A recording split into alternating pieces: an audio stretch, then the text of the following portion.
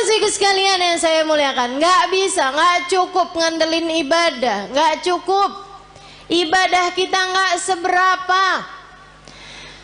Andalan kita nih cuman satu. Kita punya tiang bernama Nabi Muhammad.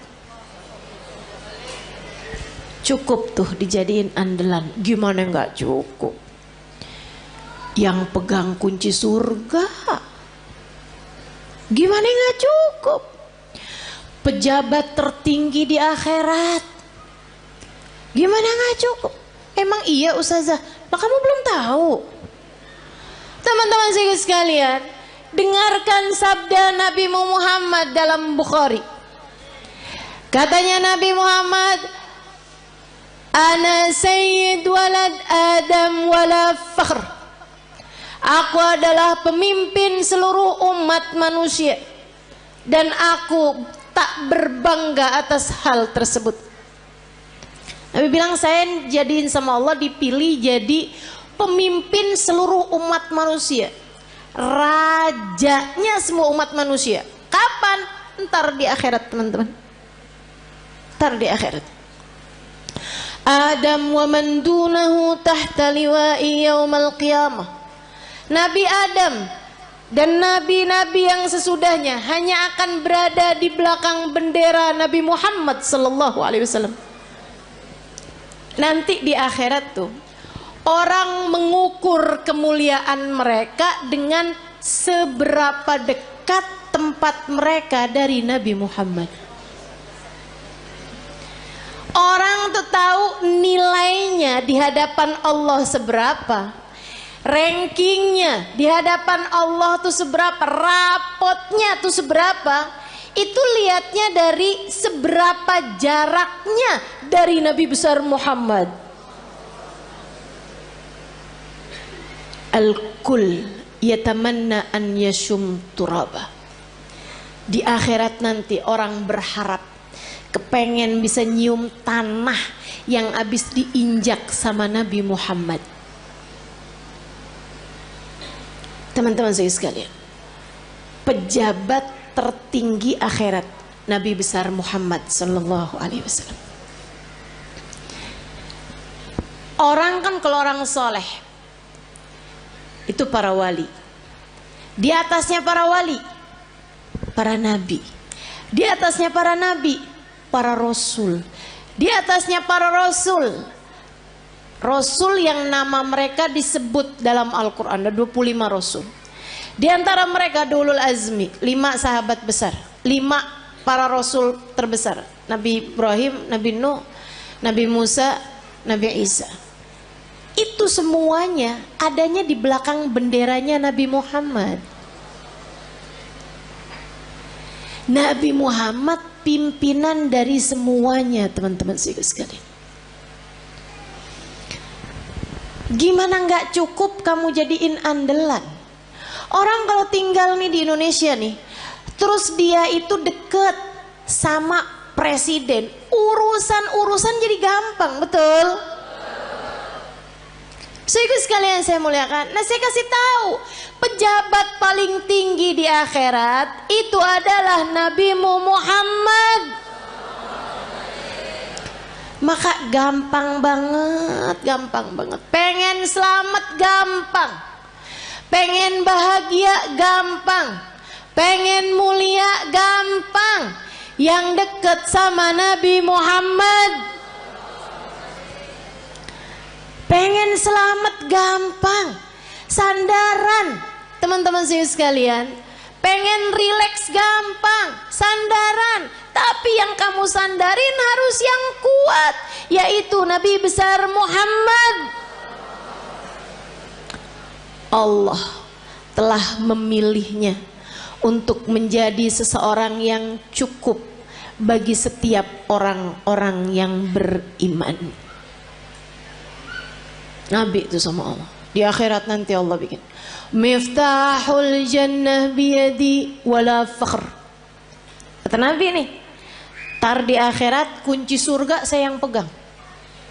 Nabi yang pegang kunci surga. Makanya gak ada ceritanya orang bisa masuk surga sebelum Nabi Muhammad. Palingan bisa ngantri.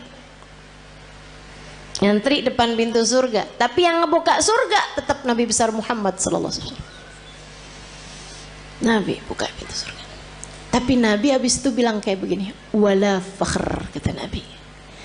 Tapi saya nggak bangga. Saya jadi pemimpin seluruh umat manusia. Saya nggak bangga. Kunci surga saya yang pegang. Saya nggak bangga. Terus apa sih yang bisa bikin bangga Nabi Muhammad? Apa sih yang bisa bikin Nabi Muhammad tuh hatinya jadi lega, seneng gitu? Geret ainu, hatinya jadi lega, hatinya jadi tentram, hatinya jadi damai, hatinya jadi bangga, besar hati.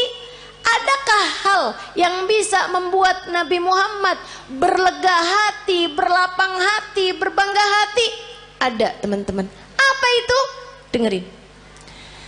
Tanakahu takthuru fa inni mubahin bikumul umam yaumal qiyamah.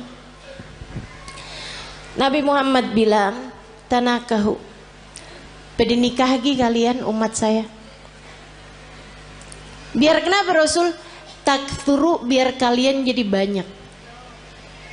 Orang nikah suami atu, bini atu, anak lahir 6. Apalagi orang zaman dulu ya, 13. Jadi sekalian, tanakahu kata Nabi, pada nikahlah kalian, takthuru, biar kalian jadi banyak. Emang kenapa Rasul? Fa ini mubahin bikumul umam yaumal qiyamah, karena aku akan berbangga dengan banyaknya kalian, jumlah umat saya di akhirat nanti. Nabi dipegangin kunci surga kagak bangga. Nabi jadi orang pertama melewati jembatan, orang pertama masuk surga, Nabi nggak bangga. Nabi dijadikan pejabat tertinggi di akhirat, pemimpin seluruh umat manusia, Nabi nggak bangga.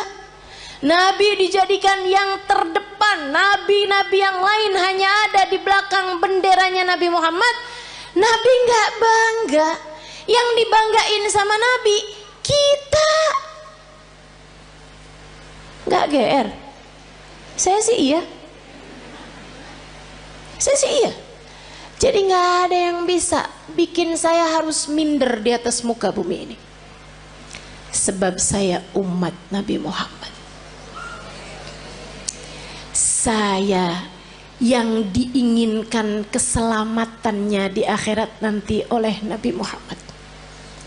Saya yang kalau ada apa-apa Nabi Muhammad berkenan sujud kepada Allah untuk menyelamatkan saya.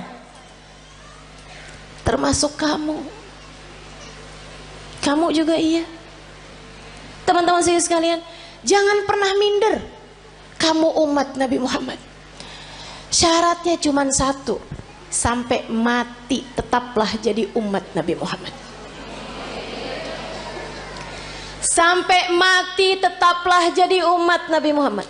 Sebab kalau kamu sampai mati tetap jadi umat Nabi Muhammad, keselamatanmu adalah puncak cita-cita tertinggi Nabi Muhammad.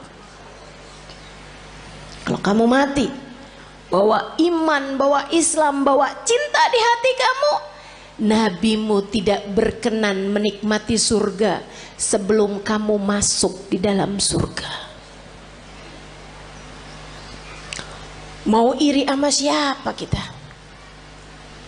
Kita yang disayang-sayang sama Nabi Muhammad. Anak-anak kita, makanya jangan berani ngomelin anak, Bu. Saya bilangin dah, ini serius nih saya nih. Serius banget. Jangan berani-berani bentak anak, apalagi bikin hati anak jadi kecil. Ibu-ibu, Nabi Muhammad sudah membesarkan hati umatnya. Anakmu adalah bagian dari umatnya. Masa kau udah dibesar-besarkan hatinya sama Nabi Muhammad, kemudian kamu tega untuk mengecilkan hati anak-anakmu sendiri? Kamu tuh nak bego bener sih.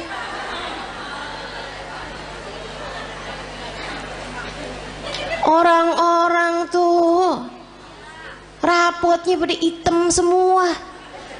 Nah kamu yang hitam cuman 2. Itu juga pelajaran olahraga maksenian. Ya ampun nak, mamah malu punya anak kayak kamu. Hati-hati, hati-hati. Nabi Muhammad tidak malu memiliki kita sebagai umatnya. Nabi Muhammad tidak malu memiliki anak-anakmu sebagai umatnya. Masakah kamu malu memiliki anak-anakmu sebagai anak-anakmu?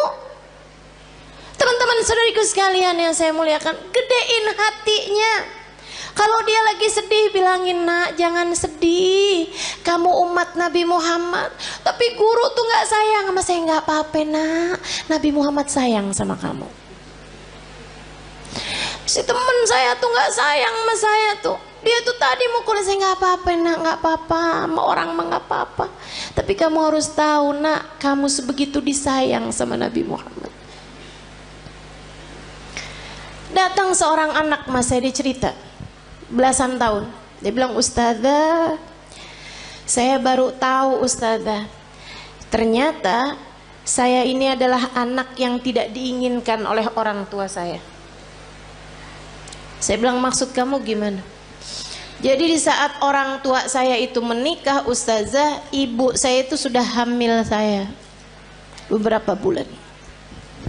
Jadi saya dikawin, orang tua saya kawin dari hari kelahiran, hari nikah sampai kelahiran itu cuma 7 bulan ustazah, karena ibu saya udah terlanjur hamil duluan.